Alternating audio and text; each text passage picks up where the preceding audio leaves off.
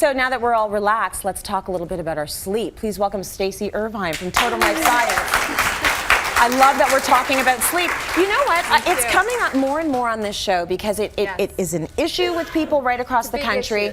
We need to sleep properly and in the proper position. So not every position was created equal. You're right. Right? The big problem is we are sleep deprived. Yeah. Most of the population is not getting enough sleep. It's between 7 to 9 hours. That's what we need. That's what we need. And we're not getting it. Now, what we're going to talk about today is, say you do get to bed on time, how do we stay asleep? Okay. And the positions can make a big difference. Right. So they're good positions and positions that we should actually stay away from. Avoid. Okay. Yes, we say avoid to be positive. Yeah. So the number one to avoid, which does cause people a lot of issues, is stomach sleeping.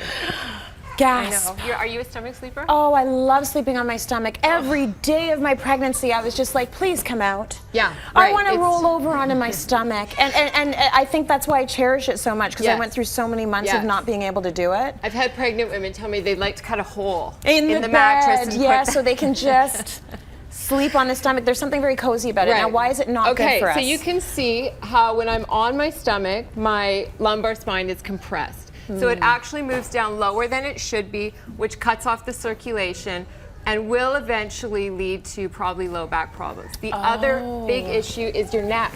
You have to turn it completely to one side or the other. Yes. And so what that does is the same thing. It rotates your spine and keeps it in that position so that's when you wake up and go, you got that crick in your neck. There's something. I woke up, my neck's sore, I'm not sure why. Yeah. And generally it's when people have been sleeping on their stomach. Okay. Good things. So, and there's no way to make it better. You just have to move to another position. Try and move to another position. So we try side, okay? So side is a very common posture. Now you can see with side, we've opened up the spine and we've kind of lengthened everything out. We're now not turning our head anyway. So when we put our head down, we want everything in a straight line. The goal is always to have your spine in a straight line. Got it. So do you need to put the pillow in between your knees? Well, that's an interesting one. For men, not so much, but for women, if your pelvis is a little wider, yes. Okay. So maybe not quite as big as this one, but this would work. You'd put that in between your knees. And sometimes, even when I have pregnant patients, I do have them put a small pillow under here because that's more comfortable.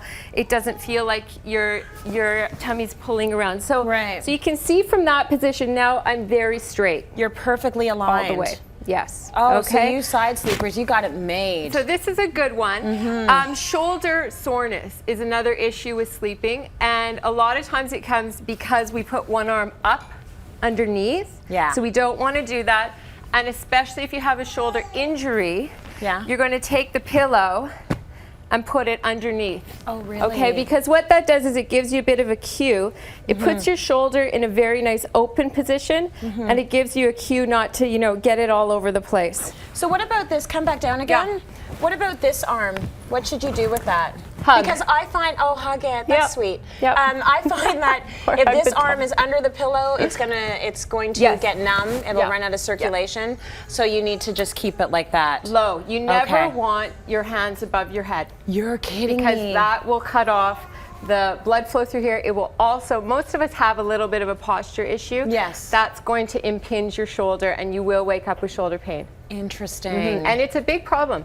We actually have many patients where I have to tie something to their leg and to their arm. So we'll go to the last position on your back, because this is a common one where people start to get their hands up over their head here. That's exactly how I start sleeping every night, but this arm is down and that arm is up, and I feel like, this feels good. It does feel good. I review my day and then I flip over to my stomach.